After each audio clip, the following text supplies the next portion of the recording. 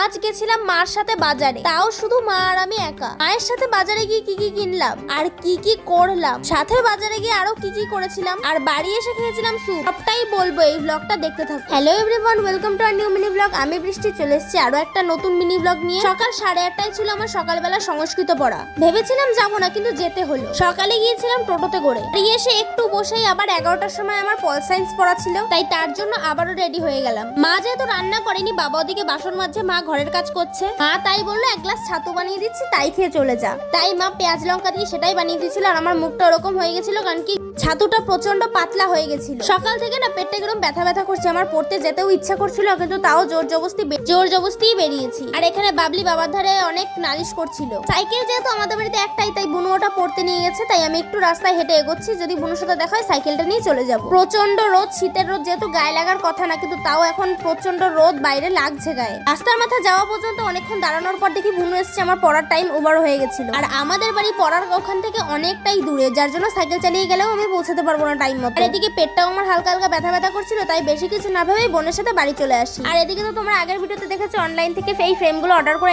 আনিয়েছিলাম। তারপরে আরেকটা ভিডিওতে দেখেছো এই ফটোটাও বার করে এনেছিলাম দোকান থেকে, আর সেগুলোই আজকে আমি বাড়ি বসে সেট করছিলাম আর গিফট র্যাপিং করছিলাম, যেহেতু আজকে ওর দাদাকে এই গিফটটা দেবে। বিশ্বাস করো ফটো ফ্রেমটা দারুণ লাগছিল। আমি ঘরে আরো 6টা আছে, সেগুলো সেট করবো, বাড়িয়ে নেই, জাস্ট ফটোগুলো বার করতে হবে। তারপর তো বুনু পড়তে চলে যায়, আমি উপরে বসে ভিডিও এডিটিং করছিলাম আর একটা ভিডিও আপলোড দিয়েছিলাম। মা আজকে কাজের থেকে 5টার সময় চলে এসেছিল, কারণ আজকে আমার নাচের ক্লাসে যাওয়ার কথা ছিল, কিন্তু গিয়ে দেখি যে যেই মামা নাচ শেখায় সেই মামা আজকে বাড়িতে নেই, তাই ক্লাসটা অফ ছিল। আর আজ আমার পড়াও ছিল সন্ধ্যাবেলা, সেই উদ্দেশ্যে বাড়ি থেকে বেরিয়েছিলাম। পার্লারে ঢুকে একটু ভুরু তুলেছিলাম, আর মাকে যেহেতু সবসময় কাছে পাই না, তাই আজকে সন্ধ্যাবেলা কাছে পেয়ে আর পড়তে যেতে ইচ্ছা করলো না, তাই অত কিছু না ভেবে বাজারে ঢুকে গেলাম মার সাথে। আর এরকম মা বাড়ি থাকলে আমরা পড়া ছুটি করলে না, মাও সেরকম ভাবে কিছু বলে না, কারণ মা জানে মাকে আমরা সবসময় কাছে পাই না, তাই মাকে যেটুকু সময় পাই সেটুকু সময় মাকে ছেড়ে না যাওয়ার চেষ্টা করি। এদিকে আমাদের মোটামুটি সব বাজারই কমপ্লিট হয়ে গেছে, আর এদিকে বোনও বাড়িতে একা রয়েছে। মা বাড়ি আসার সময় একটুখানি সোনার দোকানে ঢুকেছিল। আজকে পুরো সন্ধ্যাটা তো আমার দারুণ কেটেছে, আর আজ সারাদিন ছিল রবিবার, তার মানে বুঝতে পারছো তো